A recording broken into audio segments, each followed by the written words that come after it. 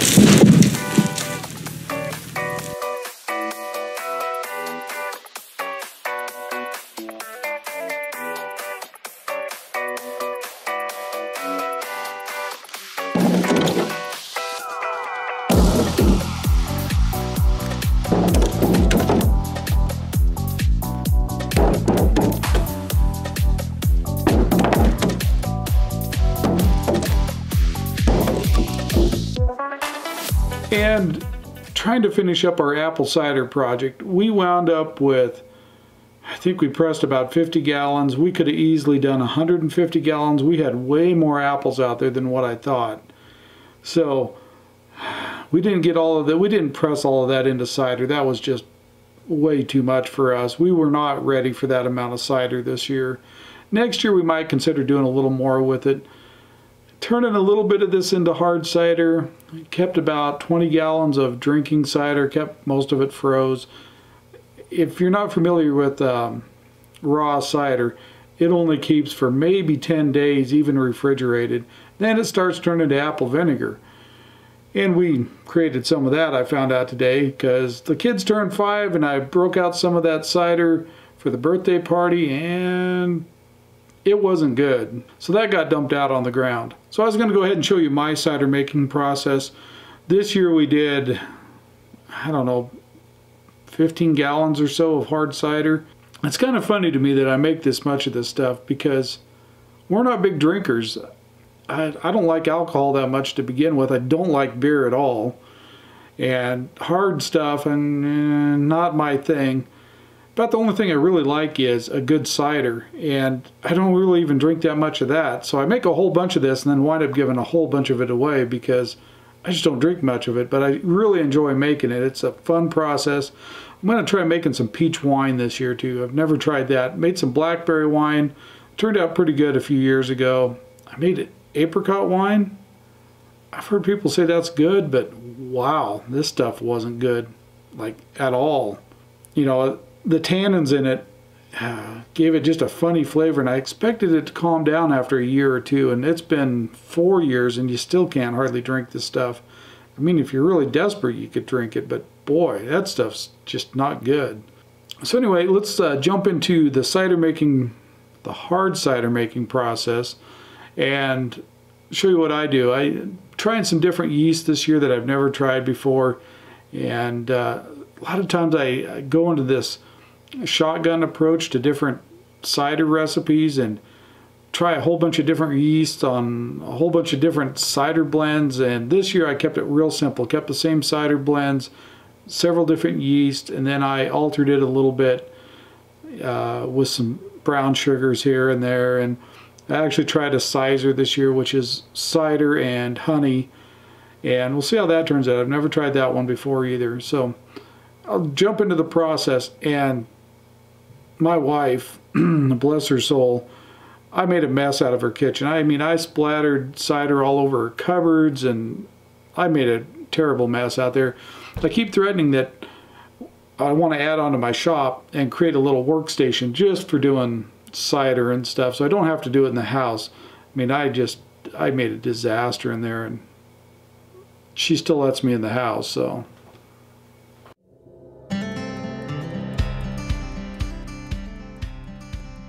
Now, first off, you want to make sure everything is sterile. The carboys, the 5-gallon jugs, the siphons, everything. And that's what I'm doing here, is using Star Sands to sanitize this. If not, you may wind up with apple vinegar.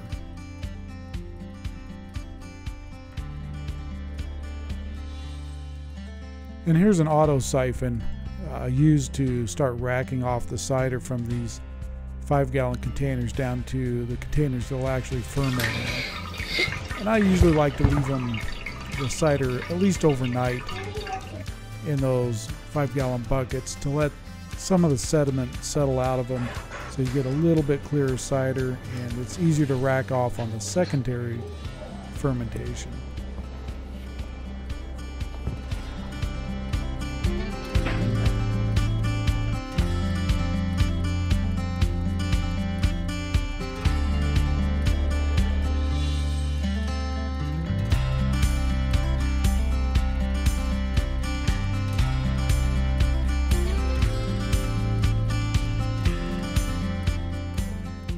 And this here is just straight run cider. This is just the regular ciders that we pressed out.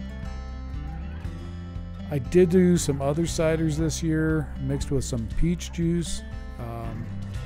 We'll see how those turned out. I made a couple gallons. Actually, I think I made 3 or 4 gallons of that mixed with different yeast just to see how it would turn out.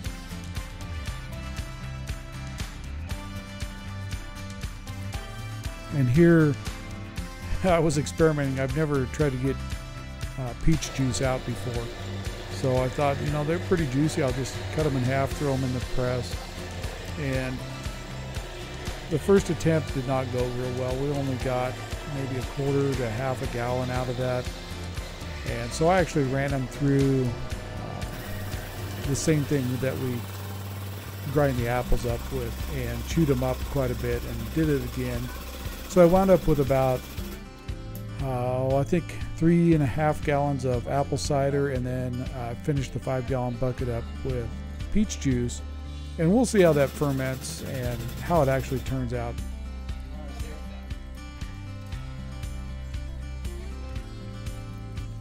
As you can see, I was not getting a lot of peach juice out of that.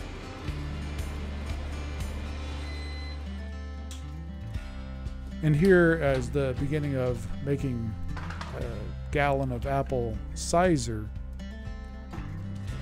and that's about, I think I used about 1.5 pounds of honey here. And to get it to dissolve good in the cider, you want to heat it up a little bit with some cider mixed in it. Otherwise, my experience with adding anything to cider like this, if you don't warm it up some first, you're just going to get a huge glob in the bottom. It doesn't seem to turn out nearly as well.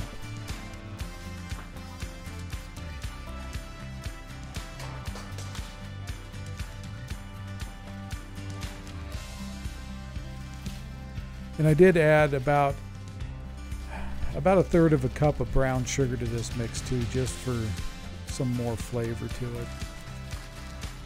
Usually a little bit of brown sugar and some other ingredients. And I would tell you the other ingredients, but I lost my book I've been keeping for the last 3 years of my recipes that I liked. I have no idea where it went. But usually some brown sugar. Molasses is actually fairly good in cider sometimes too, in moderation. And here you want to heat this up, you know, probably about 120, 130 degrees, and things will, the sugars will dissolve a lot better, especially honey.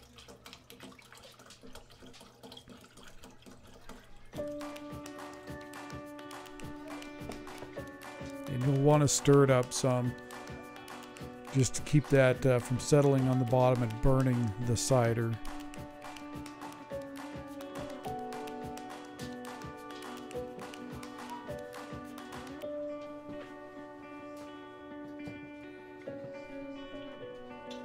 And you got to remember, if you've added a bunch of ingredients, you'll want to take some out of the original carboy, some of the cider out, because when you put it back in, you're going to be over the top, and you really want all of that dissolved honey or sugar, whatever you've added, to get back in that carboy.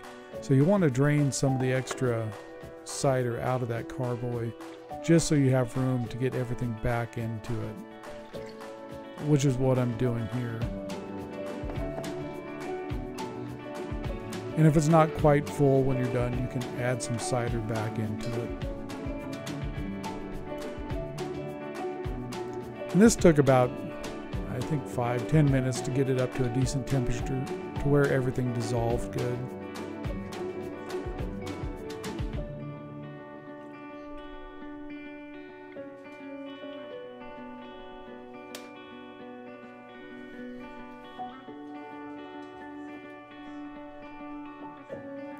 And here's where I made a huge mess. I'd already made a pretty good mess in the kitchen, and this really topped it off. I wasn't paying enough attention. I looked over at the camera and overfilled this and got it all over the stove top. And let me tell you, trying to get brown sugar, cider, honey mix off of a stove top is not a fun experience.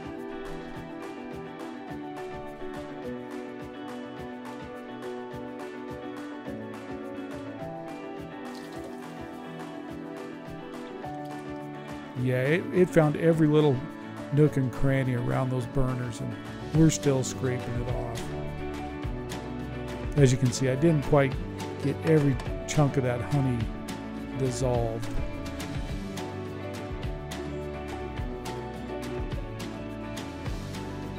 And I didn't have it quite filled back up, so I'm just adding some cider back in. In these carboys, you do not want a lot of headspace in them. You want that to go clear up towards the top, just so it doesn't have a lot of oxygen contact.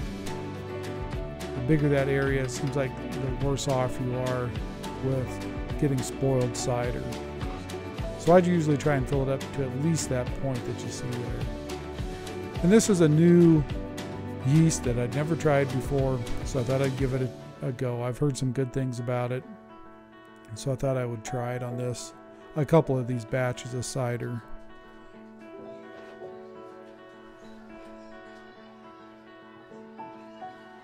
And it's a little slower to ferment than some of the other ciders. It took, oh geez, probably a good 24 hours for this to take off. And sometimes you can take a little cider out and warm it up to about 80-90 degrees and let it cool just a little bit, and then add the yeast and then pour it back into the main mix. And I've done that a few times in the past, but I honestly haven't had a big difference just pitching the cider directly in. As long as that cider's up above 65 degrees, I usually don't have any problem at all just pitching it straight in.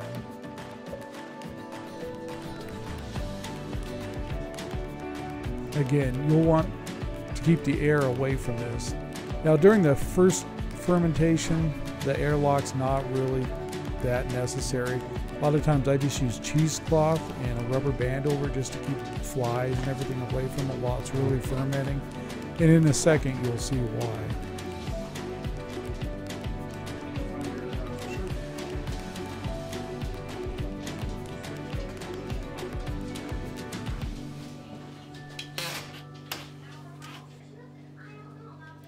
And in this particular 5-gallon jug of cider, or carboy of cider, I tried this 1122 yeast, and it's very fast acting.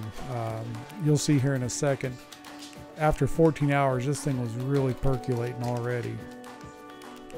And I've had mixed results with this particular yeast. Sometimes it turns out great, and sometimes it's, a little harsh for my taste. The only yeast I've found that actually is faster than this stuff is Red Star. It's extremely fast. It'll, within just hours, it will really start percolating. And here's why sometimes I just use cheesecloth over the top instead of these airlocks, because these airlocks get all goobered up during this first fermentation stage, and you got to clean them quite often.